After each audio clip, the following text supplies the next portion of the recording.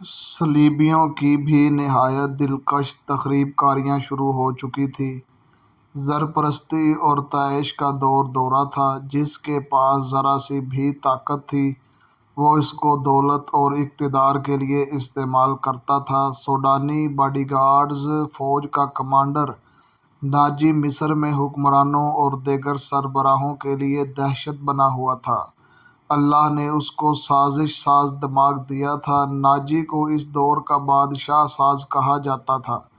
بنانے اور بگاڑنے میں خصوصی مہارت رکھتا تھا۔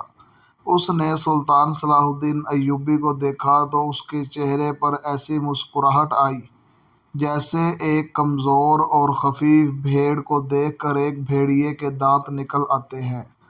سلطان صلاح الدین ایوبی اس زہر خندہ کو سمجھ نہ سکا۔ سلطان صلاح الدین ایوبی کے لیے سب سے زیادہ اہم آدمی ناجی ہی تھا، کیونکہ وہ 50,000 باڈی گارڈز کا کمانڈر تھا اور سلطان صلاح الدین کو اس فوج کی ضرورت تھی۔ سلطان صلاح الدین ایوبی سے کہا گیا کہ حضور بڑی لمبی مسافت سے تشریف لائے ہیں، پہلے آرام کر لیں۔ تو سلطان صلاح الدین ایوبی نے کہا، میرے سر پر جو دستار رکھی گئی ہے میں اس کے لائق نہ تھا۔ اس دستار نے میری نیند اور آرام ختم کر دیا ہے۔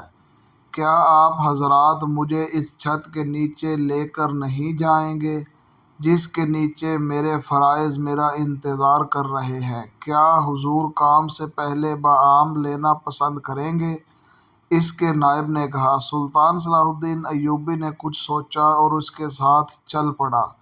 لمبے تڑنگے باڈی گارڈز اس عمارت کے سامنے دور رویہ یہ دیوار بن کر کھڑے تھے جس میں کھانے کا انتظام کیا گیا تھا۔ سلطان صلاح الدین ایوبی نے گارڈز کے قد بت اور ہتھیار دیکھے تو اس کے چہرے پر رونق آ گئی، لیکن دروازے میں قدم رکھتے ہی یہ رونق غائب ہو گئی۔ وہاں 4 نوجوان لڑکیاں جن کے جسموں میں زہد، شکن، لچک اور شانوں پر بکھرے ہوئے ریشمی بالوں میں قدرت کا حسن سمویا ہوا تھا، ہاتھوں میں پھولوں کی پتیوں سے بھری ہوئی ٹوکریاں لیے کھڑی تھیں۔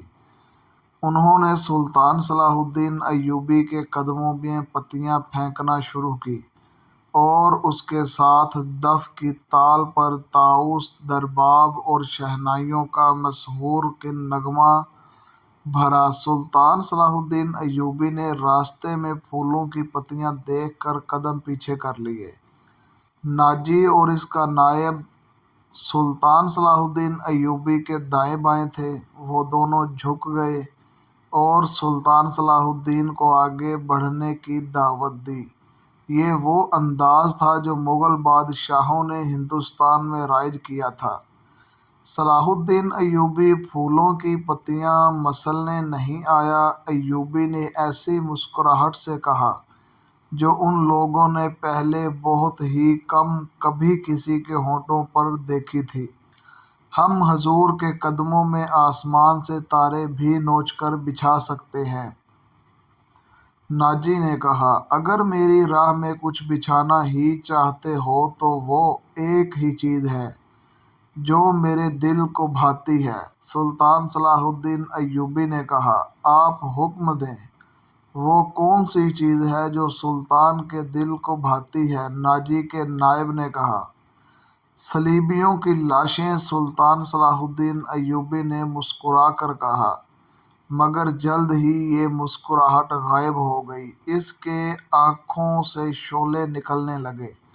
اس نے دھیمی آواز میں جس میں قہر اور عتاب چھپا ہوا تھا کہا، مسلمانوں کی زندگیاں پھولوں کی سیج نہیں جانتے، نہیں ہوں صلیبی سلطنت اسلامیہ کو چوہوں کی طرح کھا رہے ہیں، اور جانتے ہو کہ وہ کیوں کامیاب ہو رہے ہیں؟